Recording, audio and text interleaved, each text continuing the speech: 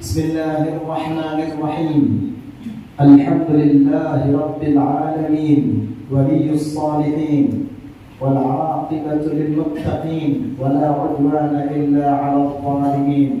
اللهم صل وسلم على سيدنا محمد سيد الأولين والآخرين وعلى آله وصحبه أجمعين صلاة وسلاما دائمين متلازمين إلى يوم الدين. اللهم صل وسلم على سيدنا محمد نورك الساري ومددك الجاري واجمعنا به في كل أطوارنا وعلى آله وصحبه يا نور. أما بعد، نوينا التعلم والتعليم والتذكر والتذكير والنفع والانتفاع والإفادة والاستفادة والحث على التمسك بكتاب الله وسنة رسوله والدعاء إلى الهدى والدلالة على الخير ابتغاء وجه الله ومرضاته وقربه وثوابه سبحانه وتعالى. قال شيخ المصنف رحمه الله تعالى ونفعنا به وبعلومه وأسراره في الدارين آمين رضي الله عنكم. وفي التوراة يا ابن آدم لا تعجز أن تقوم بين يدي مصليا فأنا الله الذي اقتربت إليك وبالغيب رأيت نوري. وفي التوراة, dan disebutkan di dalam kitab Taurat atau Taurat yang diturunkan kepada Nabi Musa alaihi wa ala nabiyyina afdhalus shalah wa tahiyyatu wat taslim.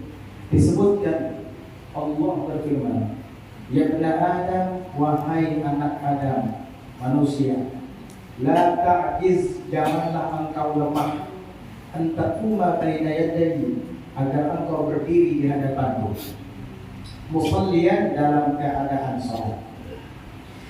Fa'anallah, maka saya adalah Allah, alladzi tarabtu ilaik, yang dekat kepadamu, wabil ghaibi, dan di dalam kegaiban, ra'aita nuri, engkau melihat cahayaku. Ini adalah firman Allah Subhanahu wa taala untuk Nabi Musa dan umat-umatnya, juga berlaku kepada kita, agar jangan sampai lemah, malas, merasa lelah, tidak sanggup untuk berdiri di hadapan Allah. Maksudnya bagaimana? Musallian, dalam keadaan sholat. Karena pada hakikatnya orang yang sedang menunaikan ibadah sholat itu, dia sedang berdialog dengan Tuhannya langsung. Innamal musalli yunaji rabbah. Hanya saja pada hakikatnya orang yang sholat itu sedang berdialog, berbincang-bincang dengan Tuhannya, Allah Subhanahu wa taala. Jangan sama sekali engkau lemah untuk melakukan itu, wahai anak Adam. Terus engkau menghadap kepadaku melalui ibadah sholat.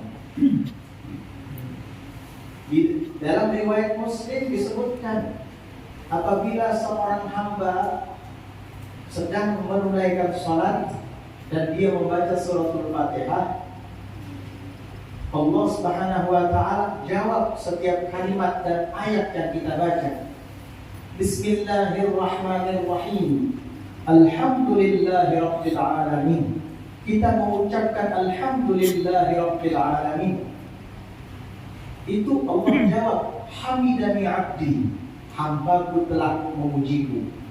Ar-Rahmanir-Rahim, Allah yang Maha Pengasih lagi Maha Penyayang. Dia akan menjawab, asna alayya abdi, hambaku telah menyanjung aku.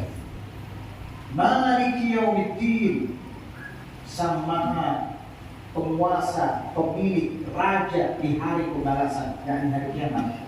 Allah jawab itu, majjadani abdi, hambaku telah memuliakan aku.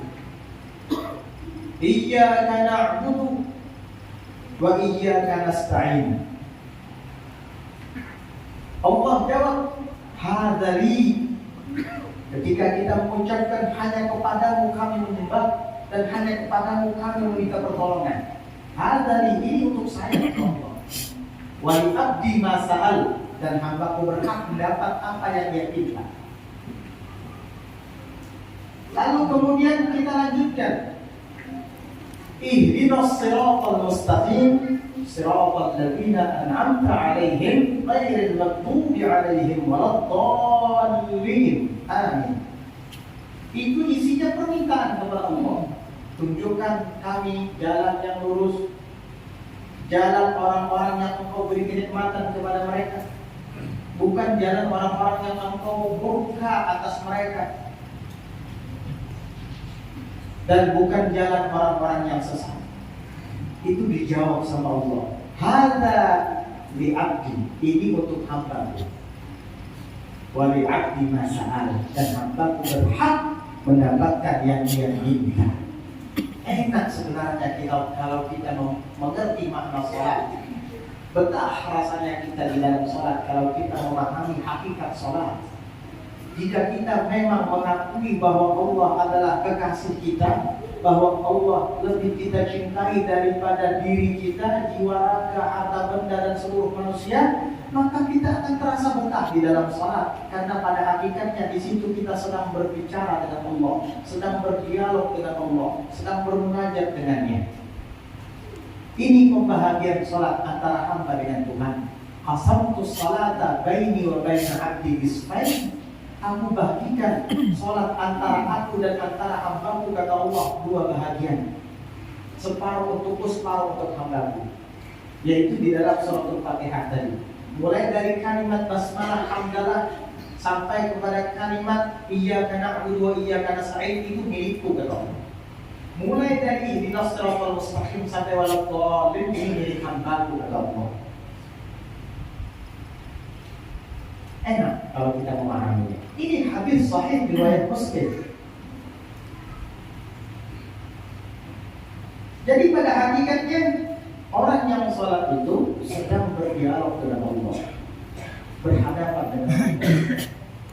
Dan ketika dia sedang sujud, disitulah posisi terdekat antara dia dengan Allah.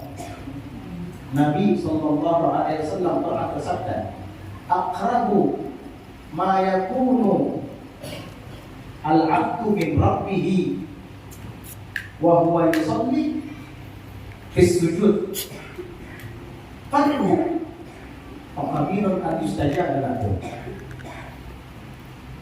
Paling dekat posisi antara hamba dengan Tuhannya sedangkan ia di dalam salat adalah pada saat ia sujud.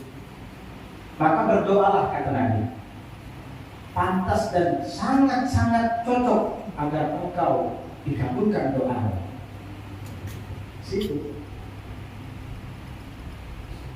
Rasulullah Shallallahu Alaihi Wasallam itu ada 3 hal yang beliau cintai dari dunia kita. Di antaranya beliau mengatakan waju'ilat qurratu aini bis shalah, dan dijadikan curahan mataku, pelipur laraku di dalam salat. Pelipur laraku di dalam salat. Sampai-sampai disebutkan dalam riwayat kana alaihi salatu wassalam idza hazzabahu amrun laja'a ila salati. Adalah Rasulullah sallallahu alaihi wasallam apabila mendapatkan problem, mendapatkan permasalahan yang rumit, maka beliau berlindung dengan salatnya. Ketika mendapat permasalahan dalam usaha, pekerjaan, di dalam pergaulan, atau dapat masalah dalam rumah tangga, jangan engkau abaikan Tuhanmu. Ikut sertakan Allah, libatkan Allah dalam masalahmu, maka masalahmu akan teratasi. Bagaimana caranya? Ambil wudu, kemudian menghadap kiblat dan ucapkan takbir salat untuk Allah Subhanahu wa taala. Maka dengan salat seluruh permasalahanmu akan teratasi. Karena kamu melibatkan Allah dalam urusan kamu. Kalau kita hanya melibatkan diri kita sendiri, atau melibatkan teman kita, atau melibatkan pejabat, atau melibatkan orang yang dikenal sebagai jagoan misalnya, itu semua makhluk dan makhluk itu lemah. Kenapa kita tolong sama mereka? Libatkan Allah, Sang Maha Qahhar, Sang Maha Jabbar, Sang Maha Penguasa alam semesta, Sang Maha Penguasa jagat raya. Masalah apa yang tidak akan teratasi jika Allah kau libatkan dalam masalahnya, dan Allah senang jika kamu libatkan di dalam masalahnya. Rajin sholat. Jika dapat masalah, dapat problem, ambil air wudhu, menghadap kepada Allah, minta kepadanya agar diberikan solusi. Allah akan berikan. Sampai di sini Allah menyatakan, jangan lemah engkau untuk berdiri di hadapanku dalam keadaan sholat. Bukan berarti Allah bertempat di hati ujung saja dan tidak, bukan. Allah tidak bertempat. Jangan salah paham. Berarti ketika kita sedang takbiratul ihram, Allah di depan sajadah itu berdiri. Ya, bukan. Maksudnya ilmunya Allah dekat dengan orang yang sholat. Ilmu di sini pengetahuan. Pengetahuan Allah itu meliputi segala sesuatu. Meliputi segala sesuatu. Tetapi lebih fokus lagi kepada orang yang sholat. Begitu. Fa'anallah, maka saya adalah Allah. Alladzi taraktu ilaik, yang dekat kepadamu. Allah, saya dekat kepadamu, tapi kamu tidak pernah menyadarinya, sehingga kamu selalu menjauh dariku, padahal kamu dekat. Orang kaya setiap mau pergi kemana-mana ditemani dengan bodyguard, ditemani dengan ajudan. Karena dekat dengan bodyguard, dekat dengan ajudannya, dia merasa aman dan nyaman. Padahal bodyguard makhluk juga kayak dia. Maka para aulia dan para sholihin jauh lebih nyaman dan tenang daripada orang kaya tadi. Kenapa? Karena para aulia dan para sholihin mereka sangat merasa kedekatan mereka dengan Allah Subhanahu wa taala. Orang kaya saja dekat dengan bodyguardnya bisa merasa tenang, apalagi para wali, para sholihin yang merasakan kedekatan dengan Tuhannya, Allah Subhanahu wa taala. Jadilah kamu seperti mereka, sehingga kamu tidak perlu kepada bodyguard, tidak perlu kepada ajudan, tidak perlu kepada security. Allahu khairul hafizah wa huwa arhamur rahimin. Allah lah sebaik-baik sang maha penjaga, dan dia paling pengasih di antara segala yang kasih. Rabbuna jalla jalaluhu wa ta'alat qadruhu. Fa'anallah alladzi taraktu ilaik wa bil ghaibi ra'aita nuri, dan di dalam kegaiban ketiadaanmu engkau melihat cahayaku. Orang itu bisa melihat cahaya Allah di saat dia sedang tidak merasa tidak ada. Di saat dia sedang merasa tidak ada, disitulah dia melihat cahaya Allah. Dengan mata kepala ini tidak sanggup. Dengan kedua bola mata yang ada di wajah kita melihat nurnya Allah, tidak sanggup. Melihat matahari aja tidak sanggup, apalagi cahaya Allah. Terus dengan apa kita melihatnya? Nih, dengan basirah, mata hati. Kapan itu bisa kelihatan? Bil ghaib, di saat kamu merasa dirimu itu tidak ada. Begitu. Maka kita akan melihat zat yang ada, yaitu Allah Subhanahu wa taala. Kenapa kita ini tidak ada?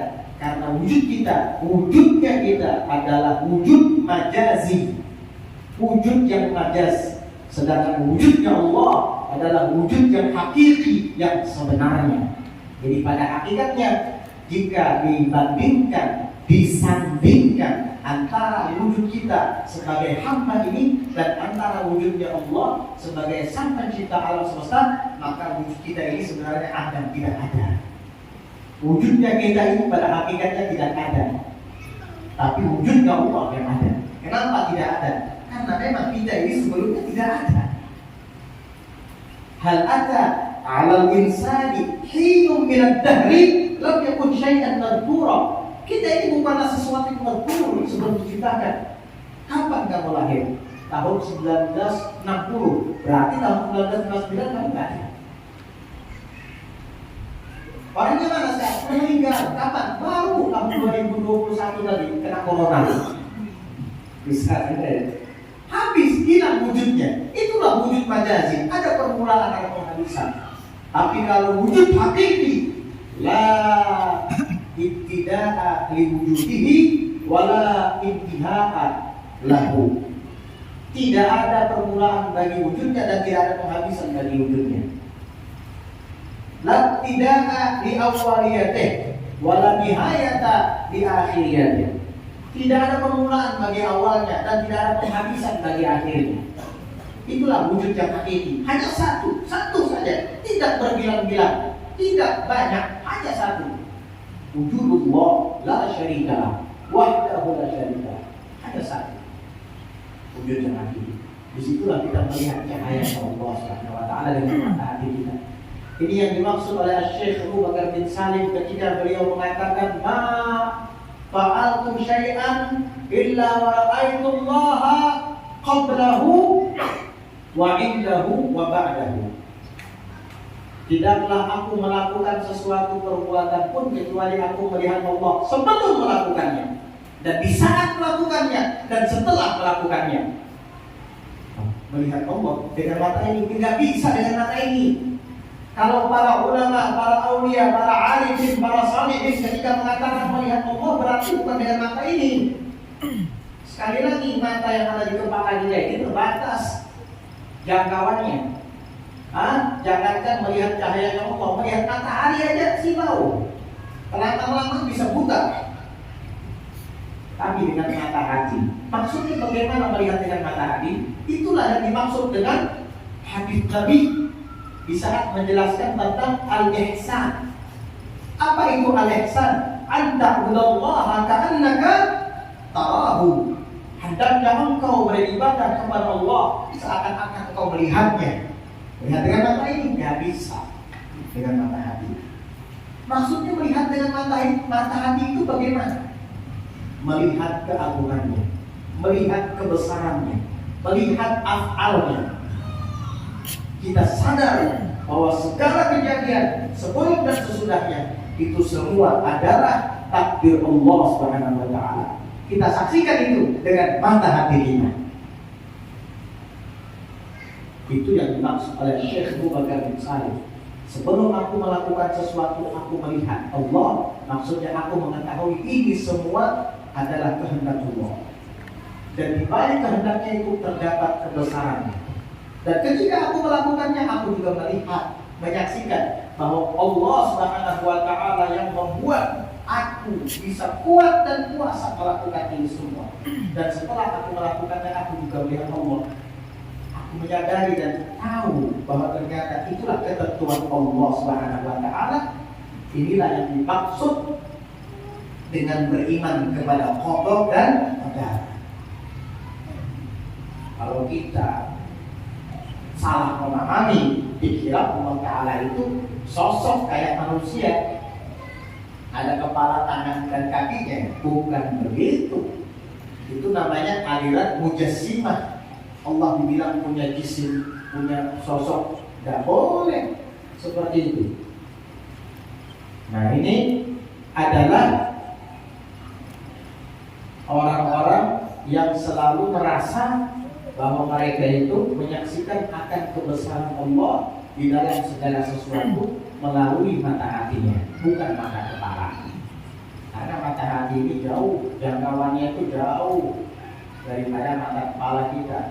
Sekarang kita tidak bisa melihat rumah kita karena terhalang oleh banyak bangunan. Iya, tidak bisa kita lihat rumah kita di masjid ini, tapi kita bisa melihatnya dengan hati kita.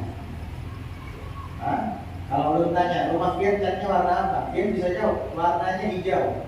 Kadang-kadang nggak ngeliat, dari mana? Dari hati. Iya, dari ingatan yang bersambung ke hati. Di rumah Ulun itu ada kulkas letaknya di sebelah sini. Di rumah Ulun itu ada lemari ikan, ada garasi mobil, ada kamar 3 buah, ada ini. Kok bisa? Kamu nggak melihat dengan hati? Bisa, karena hati itu kadang tidak terbatas jangkauannya. Tapi kalau mata dan lihat sekarang bisa enggak? Kita bisa tutup sama hubungan Allah. Anta billallah ka'annaka tara. Engkau beribadah kepada Allah seakan-akan engkau melihatnya. Melihat dengan mata hati, melihat kebesarannya, melihat keindahan ciptaannya, melihat ciptaannya dan menyadari itu semua. Ini maqam musyahadah namanya. Lalu kemudian kaitan takut Allah, jika engkau tidak bisa melihatnya, fakinnahu yarak, maka yakinilah sesungguhnya dia melihat kamu. Ini adalah maqam muraqabah. Muraqabah, merasa selalu diawasi oleh Allah, merasa selalu diperhatikan oleh Allah. Kalau sudah seperti ini, tidak akan pernah mungkin kita sanggup bermaksiat, karena Allah selalu menolong kita. Orang-orang bisa sanggup melakukan maksiat, orang-orang bisa sanggup melakukan korupsi, bisa sanggup berjudi di tempat sepi, bisa sanggup berzina, berduaan dengan pelacur, karena mereka tidak pernah merasa Allah mengawasi mereka. Yastakhfuna minan nas wa la yastakhfuna min Allah. Mereka boleh bersembunyi dari manusia, tetapi mereka tidak akan pernah bisa bersembunyi daripada Allah Subhanahu wa taala. Ini begitu. Lebih ghaibi ra'aita nuri, dan di dalam keghaiban engkau melihat cahayaku. Jelas ya? Wa fi ba'dhi kutubillahi munazzal, dan di sebahagian kitab-kitab Allah yang diturunkan. Karena banyak sekali kitab Allah itu yang diturunkan. Ada yang mengatakan 104 kitab yang diturunkan. 104 kitab. Loh, katanya cuma 4 deh. Taurat kepada Nabi Musa, Zabur kepada Nabi Dawud, Injil kepada Nabi Isa, dan Al-Quran kepada Nabi Muhammad Sallallahu Alaihi Wasallam. Itu yang disebutkan dalam Al-Quran. Yang tidak disebutkan masih banyak. Belum lagi suhuf Ibrahim, suhuf Nabi Ibrahim, wa Musa dan Nabi Musa. Para nabi yang dikirim, diutus oleh Allah Subhanahu wa taala itu semua punya kitab, menerima wahyu dari Allah. Kalau kita punya 4, lantas kitab apa yang dibawa Nabi Nuh? Kitab apa yang dibawa Nabi Idris? Kamunya aja nggak ngerti. Ada 104. 4 yang disebutkan dalam Al-Quran itu wajib diketahui. Yang 100-nya cukup kita tahu jumlahnya. Adapun apa-apa namanya Allah lebih tahu. Yang kita wajib ketahui nama-namanya 4 saja, karena itu yang disebutkan dalam Al-Quran. Sama halnya seperti para malaikat. Wajib kita mengenali dan mengetahuinya hanya 10. Padahal malaikat Allah Ta'ala itu banyak, tidak terhitung jumlahnya. Ada malaikat kiraman katibin, mencatat amal buruk dan amal baik seseorang. Ada malaikat Zabaniyah yang menjaga neraka itu, bawahannya malaikat Malik. Ada juga malaikat yang tawaf setiap hari di Baitul Ma'mur, jumlahnya 70.000 setiap hari. Setelah selesai pada hari itu tawaf, Allah Ta'ala suruh ke suatu tempat, dan Allah ciptakan malaikat yang baru lagi yang jumlahnya 70.000 juga. Hari-hari silih berganti, bertambah terus 70.000 kali. Berapa umur dunia? Berapa umur langit? Bumi? Kali 70.000. Tak terhitung jumlahnya. Belum lagi para malaikat sayyahin yang berkeliling dan berkeliaran di muka bumi, mencari-cari para penuntut ilmu, mencari-cari sekelompok orang yang sedang berzikir kepada Allah. Jangan hitung jumlahnya. Tapi yang wajib diketahui dan yang wajib untuk kita kenali ada 10. Jibril, Mikail, Israfil sampai Ridwan itu. Kenapa? Karena asma, nama-nama mereka disebutkan dalam Al-Quran. Ada pun yang lain masih banyak sebenarnya. Nah, di dalam sebahagian kitab-kitab Allah yang telah diturunkan kepada salah seorang nabi-nabinya, di situ disebutkan, ya benar Adam, wahai anak Adam, manusia, khalaqtuka li ibadati fala tal'ab. Aku ciptakan kamu untuk beribadah kepadaku, maka jangan main-main. Kamu itu diciptakan untuk ibadah, bukan untuk main-main. Apa hasibtum annama khalaqnakum abatha fa annakum ilaina la turja'un? Apa kalian kira kami ini menciptakan kalian main-main? Kami ini menciptakan kalian hanya abas sia-sia? Wa annakum ilaina la turja'un? Dan sesungguhnya kalian tidak akan dikembalikan kepada kami? Jangan kira seperti itu. Kalian ini diciptakan untuk ibadah. Wa ma khalaqtul jinna wal insa illa liya'budun. Kata Allah Aku tidak ciptakan jin dan manusia ini melainkan hanya untuk beribadah kepadaku. Allah menciptakan kamu bukan untuk main bola. Allah menciptakan kamu bukan untuk berpoya-poya. Allah menciptakan kamu untuk ibadah. Berarti inti daripada terciptanya makhluk adalah untuk beribadah kepada Allah. Yang lainnya sampingan. Jangan dibalik. Kadang-kadang yang sampingan dijadikan inti. Yang ibadah padahal itu adalah inti dijadikan sampingan. Alhamdulillah. Ini cara berpikir yang keliru. Ibadah ditunda-tunda. Giliran dunia, waduh, antri. Pernah lihat orang antri nggak pintu masjid masuk masjid? Antri rebutan mau masuk masjid ada? Pernah lihat kayak gitu? Hatta hari raya mungkin nggak ada yang antri. Coba kalau bagi sembako, panjang kayak kereta api antriannya. Giliran dunia antrinya sampai naik kereta api. Giliran akhirat ada yang antri nggak? Rebutan mau duduk nanti ke masjid untuk mendengar majelis taklim, nggak ada. Ini masih kosong nih. Iya. Tenang aja, insya Allah malaikat akan mati itu. Ya tidak ada malaikat yang mati. Iya. Kosong. Padahal ini yang akan menjadi bekal kita kelak di kubur dan akhirat. Ini yang nanti akan dipertanggungjawabkan dan dipertanyakan oleh Allah, bukan sembako. Allah akan menanyakan kepada kamu dapat bagian nggak kemarin? Berapa kilo gulanya? Berapa liter berasnya? Tidak ada. Tapi kalau apakah kamu ikut belajar untuk ilmu? Bukankah di situ ada sang pemberi peringatan alam ya'tikum nadhir? Baca itu surah Tabarak Al-Mulk, alam ya'tikum nadhir. Bukankah telah datang kepada kalian sang pemberi peringatan yang mendidik dan membimbing kalian? Iya. Terus hadir nggak? Enggak. Ini nanti yang akan dipertanggungjawabkan sama Allah SWT. Nggak ada Allah menanyakan dapat gula berapa kilo kamu? Dapat beras berapa liter kamu? Nggak ada pertanyaan itu. Paling bibitnya kebetulan. Dapat dapatlah dari beras. Berapa liter? Itu pertanyaan dunia. Karena di dari dunia pertanyaannya pun hanya di dunia. Tapi kalau duduk di majelis ilmu, duduk di masjid untuk akhirat, dan pertanyaannya pun nanti juga di akhirat. Tidak tanggung-tanggung, Allah langsung yang menanyakan yang dia periksa. Bisa. Mudah-mudahan Allah ingatkan bisa kita.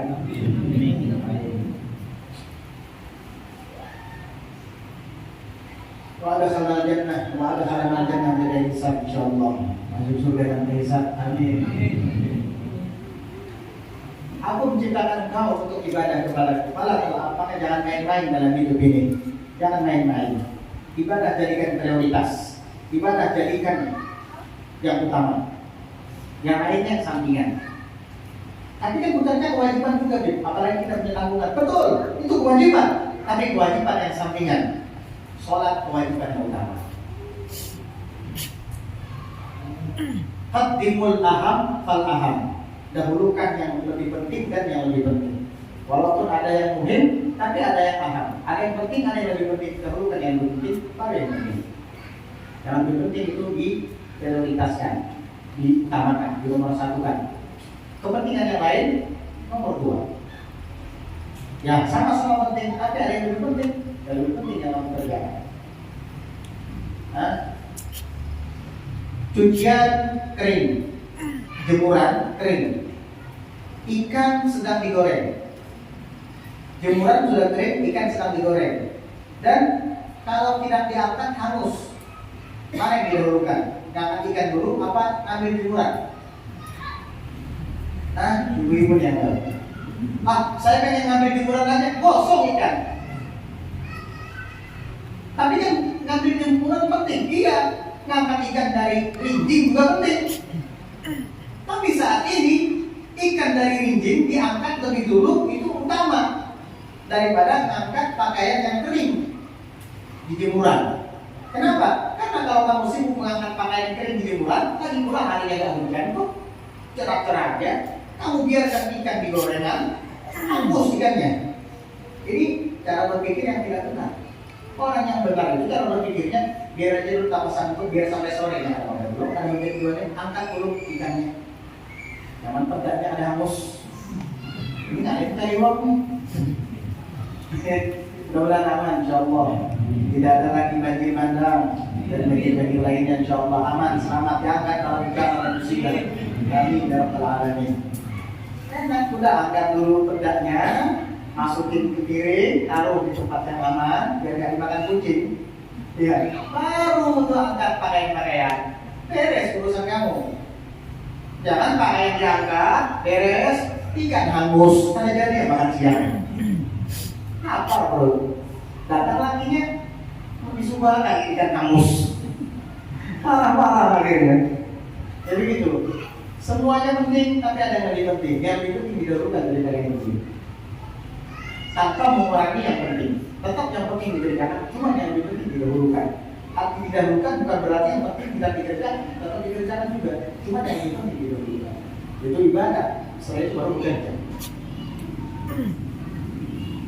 Wa takafaltu laka dirizqika fala tat'ab. Dan aku menjamin untukmu dengan rezekimu. Fala tat'ab. Maka jangan susah payah kamu. Gak usah susah payah. Jangan takut. Jangan sampai susah payah kamu. Jangan sampai lelah. Aku yang jamin rezeki kamu. Tugas kamu hanya ikhtiar sedikit. Nanti aku kasih rezeki.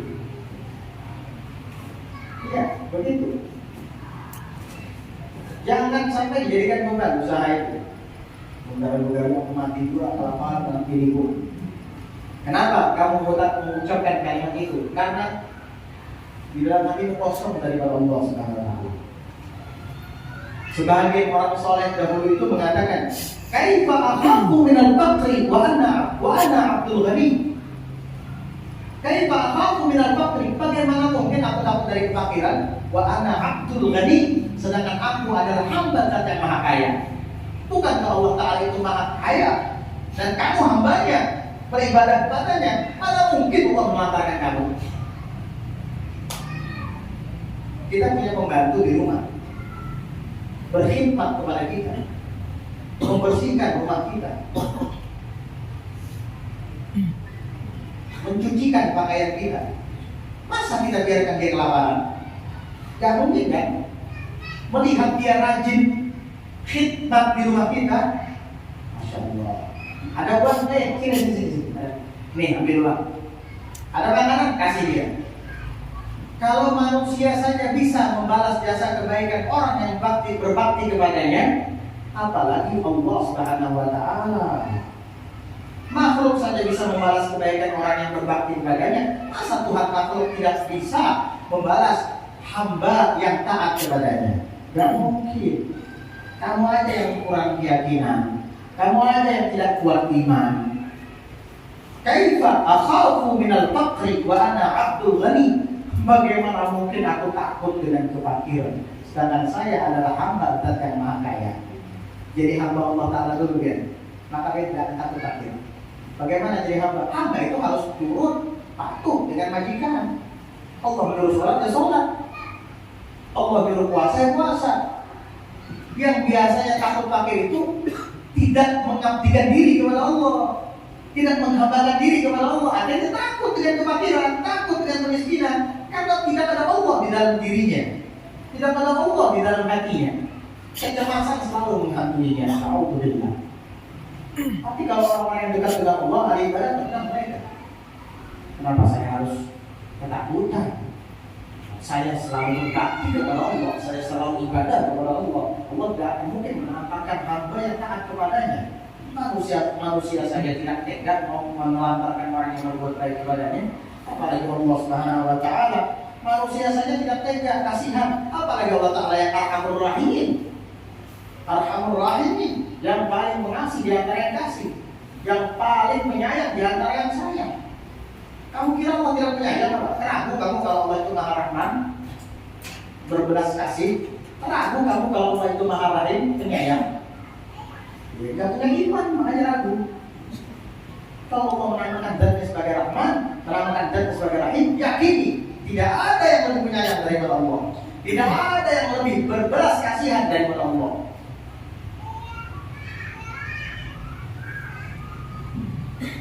Ya ibn Adam, utlubni tajidni fa innaka idza wajadtani wajadta kulla syai'in wa idza futtuka fataka kullu syai'in fa ana ahabbu ilaika min kulli syai'in. Ibn Adam, anallahu alladhi aqulu li syai'in kun fayakun, ati'ni aj'alka taqulu li syai'in kun fayakun, wallahu a'lam bis-shawab. Insyaallah kita akan lanjutkan firman Allah Subhanahu wa taala yang diturunkan oleh Allah di sebahagian kitab-kitab terdahulu di pelajaran yang akan datang insyaallah. Karena ini penjabarannya cukup panjang. Kalau lagi nanti sudah mengalir. Mudah-mudahan Allah Subhanahu wa taala senantiasa selalu merahmati kita, mengasihi kita, menyayangi kita dan seluruh warga kita, juga seluruh kekasih-kekasih yang kita cintai. Dan mudah-mudahan Allah Subhanahu wa taala mengangkat azab dan bala dari kita semua, warga kita dan dari seluruh perkampungan muslimin muslimat di mana berada. Allahumma la tahilna khaira ma indaka bi syarri ma indana. Amin Allahumma amin.